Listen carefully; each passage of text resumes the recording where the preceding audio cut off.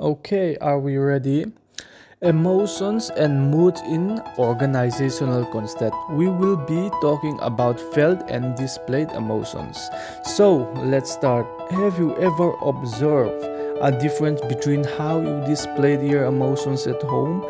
You may look happy at home and in work the same way as well.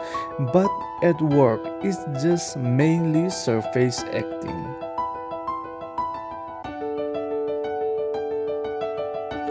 You are merely acting happy for your customers and patients, and in order to do this, you have to learn deep acting. Now, let's talk about the effects of surface acting. Of course, acting happy all the time without actually feeling happy will take a toll on your mental health. It can lead to emotional exhaustion at home, work, family conflict, and even insomnia. Now let's talk about the effects of deep acting. Deep acting is basically forcing oneself to feel the necessary emotions you need in the workplace. In fact, this can actually help you in the job itself. But yes, there are some negative outputs also, like emotional dissonance. Having to force yourself to feel something and convince yourself to have other emotions can lead to emotional dissonance. It is the difficulty to display expected emotions accurately and to hide true emotions, inconsistencies between the emotions people feel and emotions they project. So how do we manage ourselves? How do we manage our mental health and not be affected by emotional dissonance? Researchers from Germany and Australia suggest that employees who have a high capacity for self-control, who get a good night's sleeps every day, and who have strong relationships with their family and even find time to spend with them tend to be buffered to some degree from the negative side effects of emotional dissonance.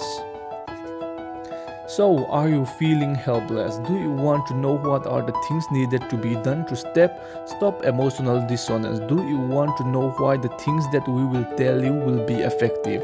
Do you want to know when to do this? And finally, do you also want to know how you yourself can do this? So, come right in, don't be shy. We'll tell you all about it. First off, you have to manage your time. You need to keep a schedule so that you can have time for yourself also and your family. You also need to have a good relationship with your co-workers so that you don't have to always put on the fake emotions towards them all the time.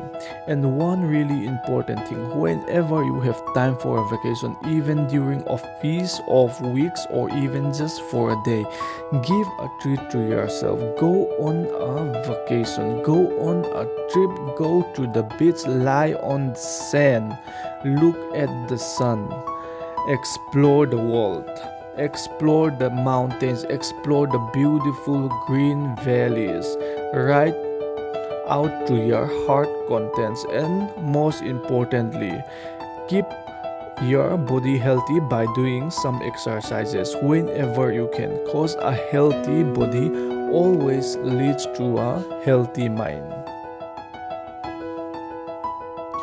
Now, let's get back to work. How should you act in the workplace? How should you act when your boss calls you to the office for the mistakes that you have made, shouting at you with a loud and thunderous voice? One thing you shouldn't do is overthink it. Don't stress yourself and get depressed. Don't curl up like a ball and pity yourself. Instead, keep on moving.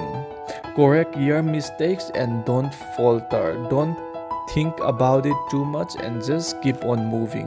With all the things that we have said, and if you also continue to do this, you won't have to be stressed at work, you won't have to be gloomy and unhappy all the time. Your mental health will be a lot better and you won't have to be affected by emotional dissonance.